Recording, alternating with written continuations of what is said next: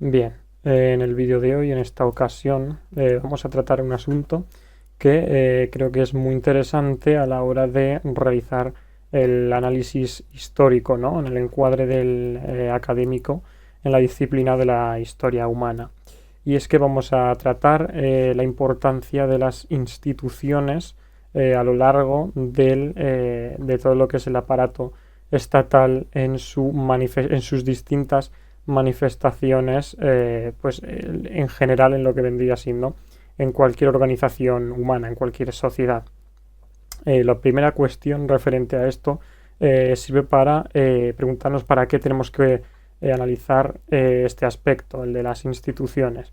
Y creo que es especialmente capital, como he escrito en estos apuntes, porque nos serviría para comprender el pensamiento y el encuadre ideológico del Estado y su administración sistémica dentro de un lugar y un tiempo concretos en la historia, ¿no? A la hora de la comprensión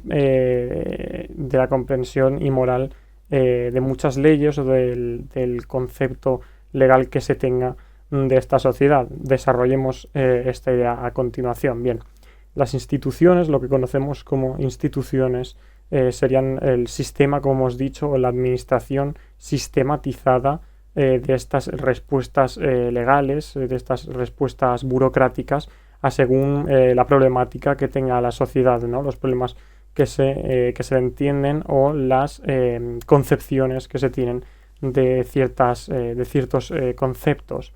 Como podría ser, en este sentido, podríamos hacer una comparativa histórica en la moral. Dentro de la moral muchas vertientes o muchas distintas concepciones de distintas problemáticas, como podría ser las más típicas que solemos tratar en la moral, sería la concepción de la homosexualidad, el papel social de la mujer, y otros secundarios también, como podrían ser los derechos civiles, cómo se gestiona, por ejemplo, la usurería.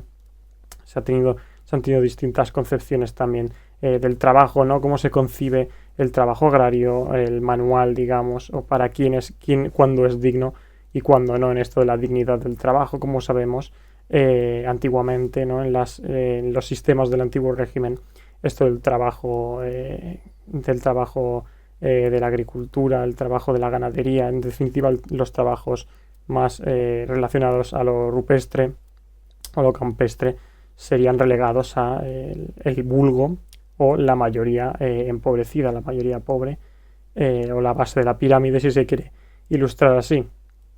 Por ejemplo, en esta concepción, siguiendo esta línea argumentativa, el trabajo ha ido la concepción misma del trabajo, que también es un tema creo muy importante a la hora de analizar qué es la historia de la humanidad en sí misma, porque es un recurso fundamental. El trabajo, al fin y al cabo, es la actividad que realiza el ser humano y va muy ligado a cómo se gestiona por las instituciones y el Estado, que también veremos a continuación, ¿no? En este triángulo expositivo que hacemos hoy, que serían las instituciones, el Estado y el trabajo.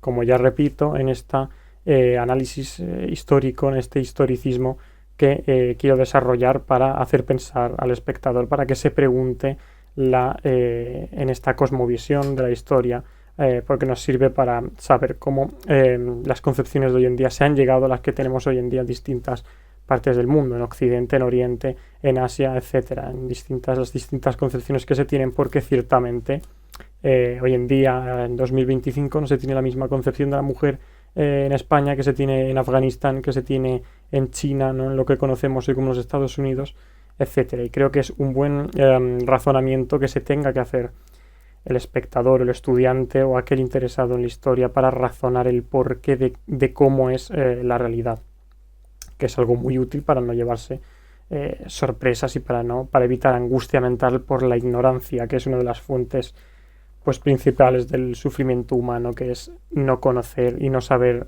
qué esperar de las cosas, ¿no? Que es la sorpresa desagradable en general. Así que vamos a desarrollar a continuación cómo podemos utilizar este análisis para concebir a la sociedad de la que depende el Estado. Y lo digo porque los estados a lo largo de la historia de la humanidad. Es una herramienta, un instrumento que representa muy bien no a toda la población en su conjunto, sino sea una élite, la élite gobernante. Élite no se entienda élite como necesariamente antidemocrática. La élite también puede ser democrática, como ocurre en las democracias liberales, que dependen de cierta forma, las decisiones o el destino del país sigue dependiendo de una minoría, que evidentemente ha sido elegida, pero sigue siendo una minoría. Es decir, el votante en la democracia no tiene por qué tener el control absoluto sobre las decisiones que se tomen, como por ejemplo en 2025, a partir del 1978, en España pues tenemos un sistema, una democracia. No es que digamos, porque esto también me hace mucha gracia, cuando decimos que tenemos no tenemos la democracia, sino que tendríamos un sistema democrático que no es aquí igual que en Finlandia, no es igual que aquí que el sistema presidencialista de Estados Unidos. Aquí tenemos un partido partitocrático en el que elegimos la representación, como ya digo, de los partidos, y luego entre ellos pueden divagar, entre ellos pueden llegar a acuerdos sin que el ciudadano no tiene por qué tener una decisión concreta sobre la actuación del partido. Puede estar de acuerdo con las ideas generales, con el pack ideológico que en un primer momento presenta el partido. Esto también creo que es importante pensarlo. Y volviendo al análisis del Estado, pues el Estado es en definitiva el grupo de personas que se encarga de la administración de la nación, si es que estamos hablando de historia más contemporánea, de los reinos, si se trata de pues épocas más antiguas, ¿no? O incluso también imperios, usando terminologías, que también hay que ser exactos en la nomenclatura histórica, ¿no? Esto de confundir reinos, imperios, reyes y presidentes, pues también. En fin, para poder analizar lo que es un Estado, o cómo funciona un Estado, o cómo es una nación, porque a lo largo siempre cualquiera de nosotros, al hablar de este tipo de cosas, decimos, por ejemplo, tal nación o tal país es, y un adjetivo correspondiente, ¿no? La Alemania nazi perseguía judíos, vale. Pues evidentemente para hacer estas afirmaciones, estas interpretaciones, nos tenemos que fijar, lo tenemos que fundamentar en leyes, en administraciones, en sistemas que digan, que nos den realmente la prueba de que en esa sociedad, bueno, no sociedad técnicamente, ¿no? Sino que en el aparato judicial, legal, legislativo, se hacen esas asunciones debido a que en esa los gobernantes han decidido que esa ley se haga. Y la ley, como sabemos, es en definitiva la regulación de la realidad, la regulación de los conceptos que tenga la sociedad humana para poder acatarlas de cierta forma. Por ejemplo, se me ocurre ahora mismo como ejemplo los derechos humanos. Hay países y naciones, no estados-naciones, que no tienen por qué respetarlos directamente. Por ejemplo, en Corea del Norte, ¿no? Se tendrá una concepción distinta si se revisa su historia, etcétera, de qué es esto de los derechos humanos, o que tendrán una idea totalmente alejada, ¿no? De los derechos de la ilustración, ¿no? del ciudadano. Es por ello que hay que hacer siempre esa comparativa en cuanto a los valores para realmente fundamentar nuestras interpretaciones en cuanto a cómo son esos estados-nación, ¿no? Pues tú te pones a mirar yendo brutalmente atrás en la sociedad, ¿no? En las sociedades mesopotámicas, en las sociedades recién creada la historia, ¿no? A partir de la escritura. Te puedes basar, por ejemplo, en las leyes de Hammurabi, y a partir de ahí llegar a las conclusiones de cómo veía la élite, cómo quería que se comportase o cómo quería regular a la sociedad, ¿no? El famoso ojo por ojo. Pues se tenía esa concepción de, digamos, venganza o de retribución equitativa estrictamente, aunque luego sí que es cierto que también habría excepciones para los ricos, ¿no? Como en muchos otros aspectos, pero tenemos que reflexionar en el papel del Estado también y de ahí creo también para ponerlo de manifiesto la importancia del papel del Estado en la humanidad, porque sería en definitiva el representante, a colación de todo esto, es el representante de esas gentes. Podemos y de estas interpretaciones, porque por ejemplo en lo que serían los estados-nación islámicas o las teocráticas o aquellos estados como Irán, como el ya mencionado Afganistán o aquellas de este tipo religioso, ¿no? Que se funden, ¿no? Como suele ocurrir en el caso del Islam, donde se funde la política y la religiosidad, no es la misma. Podríamos decir que fundamentadamente son sociedades machistas.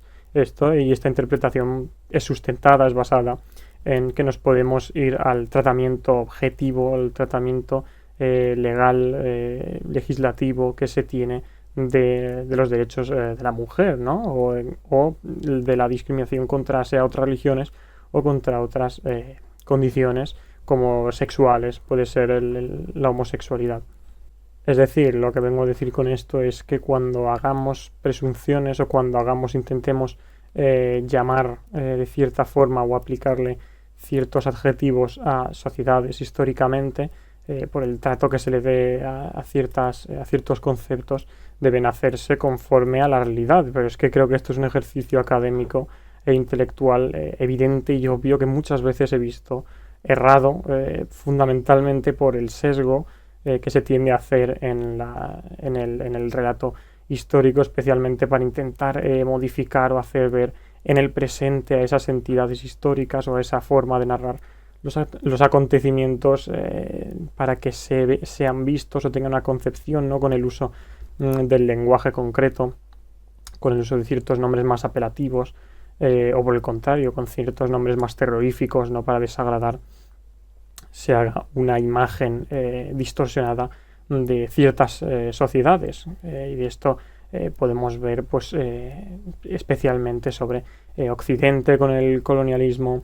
Se ha podido ver con el Imperio Español, ¿no? Hay pensadores o hay académicos que este tema del Imperio Español lo han tratado como si fuese poco menos que el apocalipsis para las Américas. En definitiva, muchas otras pues objeciones, muchos otros temas o tópicos que se tienden a hacer para, ya digo, modificar el relato histórico en ganancia a una perspectiva que se quiera dar suele ser para la supremacía de cierta ideología o de cierta nación. Y por último, en conclusión, que quiero que quede de nuevo, para el espectador es qué papel, para el desarrollo del pensamiento, qué papel debería cumplir el Estado, que eso como ya lo hemos definido, este sistema y este grupo de personas que administran, ¿no? Un territorio geográfico en el que se enmarca una nación o digamos una entidad política con la que los ciudadanos de la que los ciudadanos son pertenecientes, ¿no? Se identifiquen o no, pues oficialmente serán pertenecientes de esos estados-nación reconocidos. Bien, quiero que el espectador piense cuál es la regulación o cuál debe ser el papel o el rol que deba desarrollar este Estado. Y creo que de aquí es muy importante, muy especialmente en la historia reciente, quiero que se den cuenta de que eso se trata la historia, de eso va la historia, sobre todo la reciente. En qué es lo que tiene que hacer el Estado, para qué debemos utilizar el Estado, y provienen de ello ideologías como el liberalismo, ¿no? Que podría ser el Estado al consumo mínimo, que cumpla unos roles fundamentales, ¿no? Sea el de defensa, el de asegurar los derechos del ciudadano, ¿no? Tenemos por el contrario otras ideologías más sindicalistas o más digamos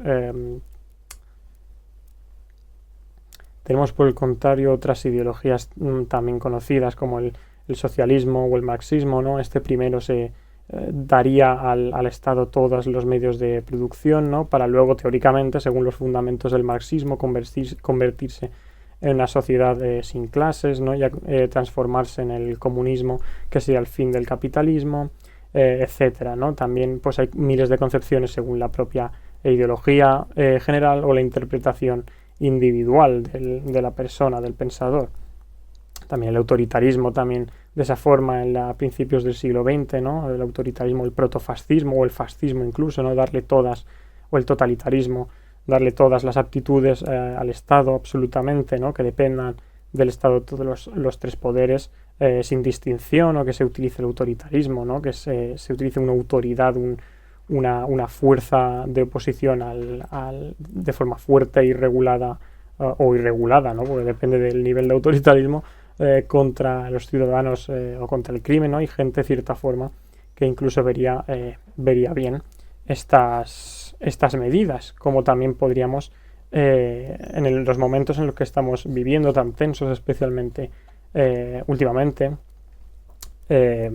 con las democracias liberales, que esto también le tenemos que hacer un vídeo respectivo, pero por ahora, en conclusión, con este vídeo se incita a la reflexión del papel del Estado y las instituciones en la historia, cómo han jugado esas sociedades y por qué tenemos las concepciones que tenemos de ciertos países, sus mandatarios y sus gentes, que yo creo que antropológicamente influye bastante en la imagen que se nos da y el porqué de esta imagen.